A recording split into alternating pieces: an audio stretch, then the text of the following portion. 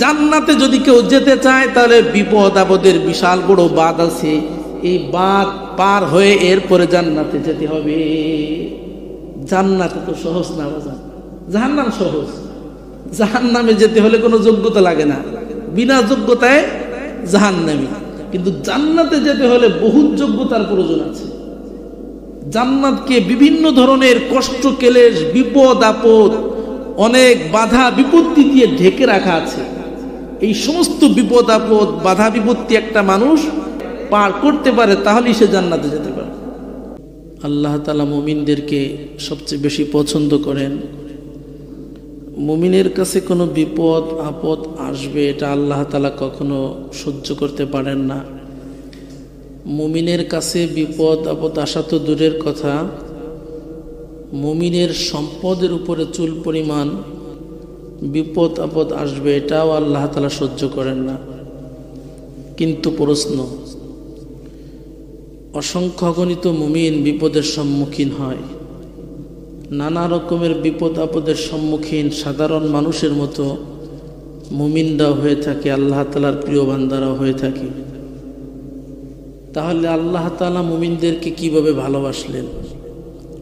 সাধারণ মানুষের কাছে যেভাবে বিপদ আসে মুমিনের কাছেও যদি সেভাবে বিপদ আসে তাহলে মুমিন আল্লাহ তাআলার কাছে অনেক প্রিয় এবং বেশি প্রিয় কিভাবে হয়? আল্লাহ পাক রব্বুল আলামিন মুমিনকে সবচেয়ে বেশি পছন্দ করেন, ভালোবাসেন, এটাই বাস্তব। বাকি মুমিনের কাছে কেন বিপদ আসে এর অনেক কারণ রয়েছে, তার ভিতরে প্রধান কারণ হচ্ছে চারটি। চার কারণে আল্লাহ তাআলা মুমিনকে বিপদ আপদ দিয়ে থাকেন, বিপদে ফেলে রাখেন। প্রথম কারণ, মুমিন যখন তার জীবনের মূল লক্ষ্য উদ্দেশ্য বলে যায়, মুমিনকে আল্লাহ তাআলা দুনিয়াতে কেন পাঠিয়েছেন এই লক্ষ্য উদ্দেশ্য যখন মুমিন ভুলে যায় তখন আল্লাহ তাআলা মুমিনকে কিছু বিপদ আপদ দিয়ে আল্লাহ তাআলা সতর্ক করতে চান। হে মুমিন, আমি তো তোমাকে দুনিয়াতে প্রেরণ করেছি আমার ইবাদতের জন্য, আমার হুকুম আহকাম, আমার বিধানাবলী পালনের জন্য, কিন্তু তুমি তা বাদ দিয়ে কি করতেছ? মুমিনকে সতর্ককরণের জন্যে আল্লাহ তাআলা অনেক সময় মুমিনকে বিপদ দিয়ে থাকেন। তবে দুঃখের বিষয় হচ্ছে এক্ষেত্রে অধিকাংশ মুমিন অকৃতকার্য হয়ে যায়।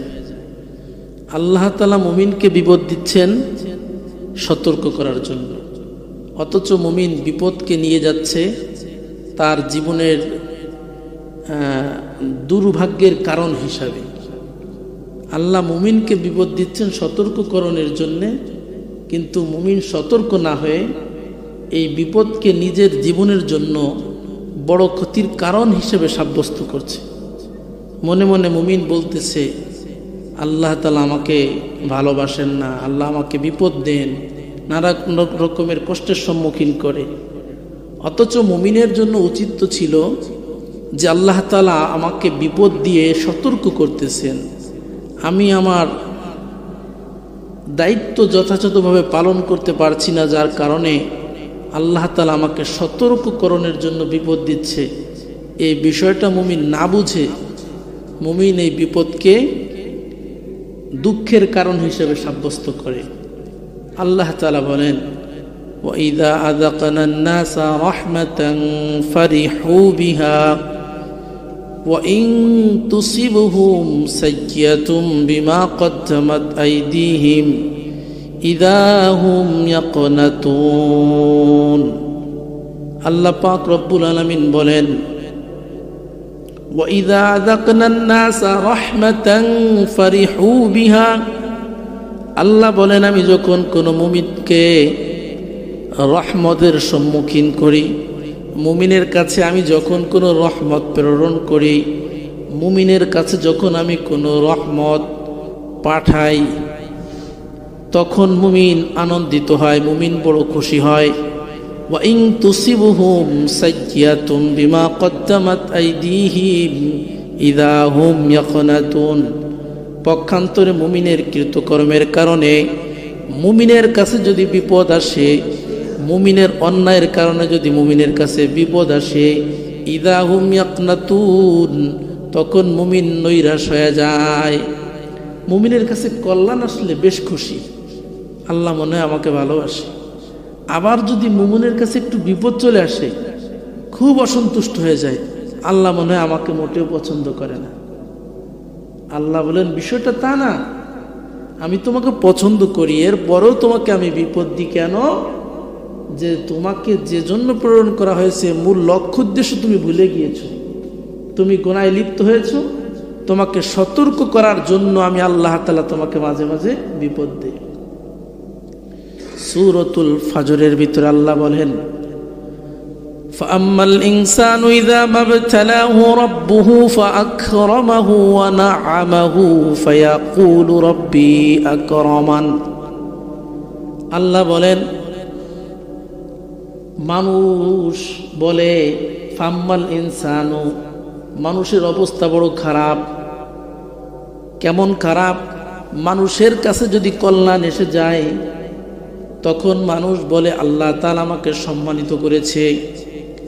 আবার যদি মুমিনের কাছে, মানুষের কাছে যদি বিপদ চলে আসে, ওয়াম্মা ইযা মাবতালাহু ফাকাদারা আলাইহি রিজকাহ ফায়াকুলু রব্বি আহানান। আবার যদি মুমিনের কাছে বিপদ চলে আসে, মুমিনের রিজিক যদি সংকীর্ণ করে দেওয়া হয়, তখন মুমিন বলে আমার রব, আমার প্রতিপালক আমাকে অপমানিত করেছে, আমাকে লাঞ্ছিত করেছে, আমাকে বেইজ্জতির শিকার করে দিয়েছে। অথচ আল্লাহ তাআলা মুমিনকে বিপদ দেন কিসের জন্য? সতর্ক করার জন্য। আল্লাহ পাক রব্বুল আলামিন বলে, বান্দা আমার, জান্নাত এটা সাধারণ কোনো বিষয় না, জান্নাত অনেক বড় একটি বিষয়। আমি রব্বুল আলামিন, আমি তোমাদেরকে তথা ইমানদারদেরকে আমি জান্নাত দিব, পরীক্ষা ছাড়া দিব না, অবশ্যই পরীক্ষা নিরীক্ষা করে, যাচাই বাছাই করে যারা জান্নাতের উপযুক্ত তাদেরকেই আমি জান্নাতে প্রেরণ করব। বিনা পরীক্ষায়, বিনা যাচাই বাছাইতে আমি আল্লাহ কাউকে জান্নাত দিব না। জান্নাত আল্লাহ তাআলা বিনা পরীক্ষায় কাউকে দিবেন না। জান্নাত দিবেন অবশ্যই আল্লাহ তাআলা পরীক্ষা নিরীক্ষা করেই। যারা জান্নাতের উপযুক্ত তাদেরকে জান্নাত দিবে, যারা জান্নাতের উপযুক্ত না তাদেরকে আল্লাহ কখনো জান্নাত দিবেন না। আল্লাহ পাক রব্বুল আলামিন বলেন, আহাসিবান নাসু আন ইউতরাকু আন ইয়াকুলু আমান্না ওয়া হুম লা ইফতানুন। আল্লাহ বলেন, আহাসিবান নাসু, মানুষ কি ধারণা করে বসে আছে, আন ইউতরাকু আন ইয়াকুলু আমান্না, মানুষ কি ধারণা করে বসে আছে আমি শুধুমাত্র ইমানদার পরিচয় দিলেই আমি মুক্তি পেয়ে যাব। মানুষ কি ধারণা করে বসে আছে, যদি আমি বলি আমান্না, আমি ঈমান এনেছি, আমি ঈমানদারের সন্তান, আমি ঈমানদারের ঘরে জন্ম গ্রহণ করেছি, এ কথা যদি কোনো ঈমানদার বলে, তাহলেই কি তাকে ছেড়ে দেওয়া হবে? তাহলেই তাকে জান্নাত দিয়ে দেওয়া হবে নাকি? আল্লাহ বলেন, ওয়ালাকাদ ফাতান্নাল্লাযীনা মিন ক্বাবলিহিম ফালায়া'লামান্নাল্লাহুল্লাযীনা সাদাকু ওয়ালায়া'লামান্নাল কাযিবিন।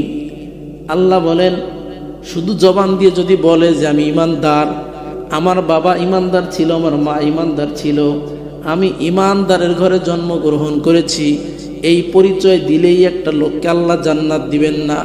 আল্লাহ বলেন, প্রকৃত পক্ষে সে জান্নাতি কিনা, প্রকৃত পক্ষে সে ঈমানদার কিনা, প্রকৃত পক্ষে সে সত্যবাদী না মিথ্যাবাদী, এটা আমি অবশ্যই যাচাই বাছাই করব। ভাইরা আমার, বন্ধুরা আমার, আমরা নিজেদেরকে বড় ঈমানদার বলে দাবি করি, মনে করি আমি বড় পাক্কা ঈমানদার।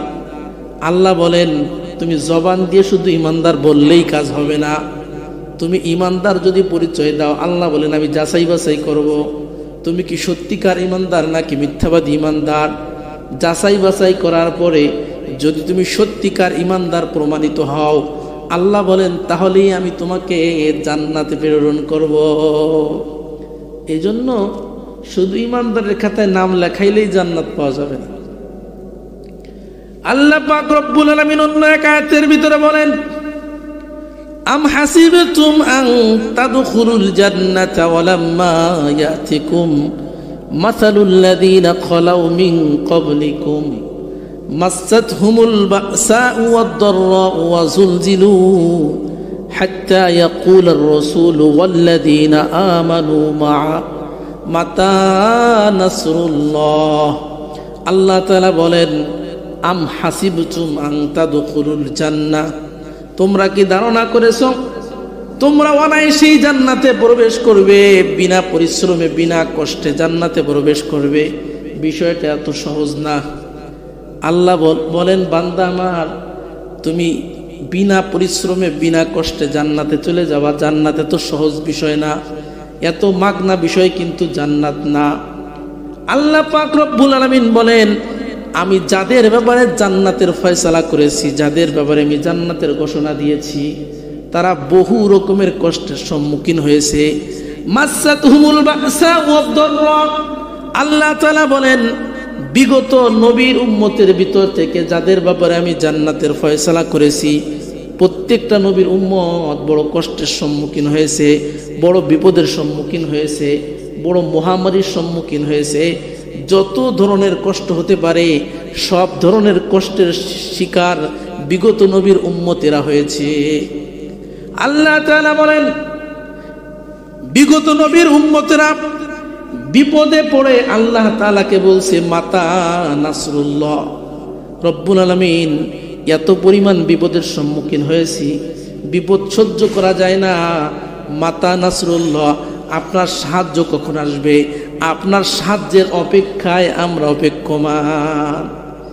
বিগত নবীর উম্মতেরা আল্লাহ তাআলার কাছে দোয়া করছে, রব্বুল আলামিন, এত বিপদ সহ্য করা যায় না, আপনার পক্ষ থেকে সাহায্য কখন আসবে? ওই সাহায্যের অপেক্ষায় আমরা অপেক্ষমান। কখন সাহায্য আসবে? ওই সাহায্যের অপেক্ষায় আমরা আছি। আল্লাহ বলেন, বিগত নবীর উম্মতেরা এত পরিমাণ বিপদের সম্মুখীন হয়েছে, যখন তারা বিপদের সম্মুখীন হয়ে একেবারে বিপদের চূড়ান্ত পর্যায়ে পৌঁছিয়ে গিয়েছে, আল্লাহ বলেন, আলা নাসরুল্লাহি করিব, আল্লাহ তাআলার পক্ষ থেকে তখনই তাদের জন্য ঘোষণা এসেছে, যেহেতু তোমরা বিপদের চূড়ান্ত পর্যায়ে পৌঁছিয়ে গিয়েছো, অতএব তোমাদের কাছে আল্লাহ তাআলার সাহায্য অতি নিকটবর্তী। সুবহানাল্লাহ। বিগত নবীর উম্মতেরা যখন এত পরিমাণ বিপদ সহ্য করেছে, বিপদ সহ্য করতে করতে সহ্যের বাঁধ যখন ভেঙে গেছে, তখন আল্লাহ তাআলার কাছে দরখাস্ত করছে, মাতা নাসরুল্লাহ, আল্লাহর সাহায্য কখন আসবে? আপনার সাহায্য না হলে আমরা আর দুনিয়ায় বেঁচে থাকতে পারবো না। এমন কঠিন পরিস্থিতির সম্মুখীন যখন বিগত নবীর উম্মতেরা হয়েছে, তখন আল্লাহর পক্ষ থেকে ঘোষণা এসেছে, আলা ইন্না নাসরাল্লাহি করিব, নিশ্চয়ই আল্লাহর সাহায্য তোমাদের অতি নিকটবর্তী। এজন্য ভাইরা আমার, জান্নাতে যাওয়া এত সহজ নয়, বলে কঠিন বিপদের সম্মুখীন হতে হবে জান্নাতে যেতে হলে। জান্নাতকে আল্লাহ পাক রব্বুল আলামিন হুজিবাতিল জান্নাতু বিল মাকারি। আল্লাহর নবী সাল্লাল্লাহু আলাইহি ওয়াসাল্লাম বলেন, হুজিবাতিন নারু বিশাহাওয়াত, জাহান্নামকে মনচাহি কাজের মাধ্যমে সাজিয়ে দেওয়া হয়েছে। জাহান্নামে যেতে হলে কোনো যোগ্যতা লাগে না। জাহান্নামে যেতে হলে মনে যা চায় তাই করলেই একটা লোক জাহান্নামে যেতে পারে। আল্লাহ বলেন, নবী আমার বলেন, জাহান্নামকে সাজিয়ে দেওয়া হয়েছে মনচাহি জিন্দেগি, মনচাহি কাজের মাধ্যমে। অর্থাৎ যদি কেউ মন মতো কাজ করে, যা মনে চাই তাই করে, তাহলেই সে জাহান্নামে যেতে পারে। পক্ষান্তরে আল্লাহর নবী বলেন, জান্নাতের বিষয়টা কিন্তু এত সহজ না। ওয়া হুজিবাতিল জান্নাতু বিল মাকারি, কষ্ট ক্লেশের মাধ্যমে জান্নাতকে আচ্ছাদিত করে রাখা আছে। জান্নাতকে ঢেকে রাখা হয়েছে বিপদ আপদ দিয়ে। জান্নাতে যদি কেউ যেতে চায়, তাহলে বিপদ আপদের বিশাল বড় বাঁধ আছে। এই বাঁধ পার হয়ে এরপরে জান্নাতে যেতে হবে। জান্নাতে তো সহজ না বাজার, জাহান্নাম সহজ। জাহান্নামে যেতে হলে কোনো যোগ্যতা লাগে না, বিনা যোগ্যতায় জাহান্নামী। কিন্তু জান্নাতে যেতে হলে বহুত যোগ্যতার প্রয়োজন আছে। জান্নাতকে বিভিন্ন ধরনের কষ্ট ক্লেশ বিপদ আপদ অনেক বাধা বিপত্তি দিয়ে ঢেকে রাখা আছে। এই সমস্ত বিপদ আপদ বাধা বিপত্তি একটা মানুষ যদি পার হতে পারে, পার করতে পারে, তাহলেই সে জান্নাতে যেতে পারে। আল্লাহ পাক রব্বুল আলামিন বলেন, ওয়ালানাবলুওয়ান্নাকুম বিশাইইম মিনাল খাউফি ওয়াল জু ওয়া নাকসিম মিনাল আমওয়ালি ওয়াল আনফুসি ওয়াস সামারাত ওয়া বাশশিরিস সাবিরিন। আল্লাহ পাক রব্বুল আলামিন বলেন, ওয়ালানাবলুওয়ান্নাকুম বিশাইইম মিনাল খাউফি ওয়াল জু। আল্লাহ বলেন, আমার ইমানদার যারা, তোমরা ভালো করে জেনে রেখো, আমি আল্লাহ তোমাদেরকে অবশ্যই পরীক্ষা করব। বিশাইইম মিনাল খাউফি ওয়াল জু, ভয় ভীতি দিয়ে, ক্ষুধা দিয়ে, বিপদ আপদ দিয়ে, নানা রকমের জ্বালা যন্ত্রণা দিয়ে আমি তোমাদেরকে অবশ্যই পরীক্ষা করব। এই পরীক্ষায় যারা উত্তীর্ণ হবে, ধৈর্যের পরিচয় যারা দিবে, তাদের ব্যাপারে আল্লাহ বলেন ওয়াবাশশিরিস সাবিরিন, ও নবী ওরা ধৈর্যশীল, তাদের ব্যাপারে আপনি জান্নাতের সুসংবাদ দিয়ে দেন। সুবহানাল্লাহ। আল্লাহ তাআলা বুঝাইতে চান, বান্দা আমার, আমি নানা রকম ভাবে বিভিন্ন ভাবে তোমাকে আমি পরীক্ষা করব, বিপদ আপদ দিয়ে। কাউকে সন্তান দিয়ে পরীক্ষা করব, কাউকে সন্তান না দিয়ে পরীক্ষা করব, কাউকে সম্পদ দিয়ে পরীক্ষা করব, কাউকে সম্পদ না দিয়ে পরীক্ষা করব, কাউকে বিপদ দিয়ে পরীক্ষা করব, কাউকে জ্বালা যন্ত্রণা দিয়ে পরীক্ষা করব। আল্লাহ বলেন, এই সকল পরীক্ষায় যারা উত্তীর্ণ হবে তাদের ব্যাপারে আমার ঘোষণা ওয়াবাশশিরিস সাবিরিন, ও নবী আপনি তাদের ব্যাপারে সুসংবাদ দিয়ে দেন, ওরা ধৈর্যশীল, ওদের ঠিকানা হলো জান্নাত।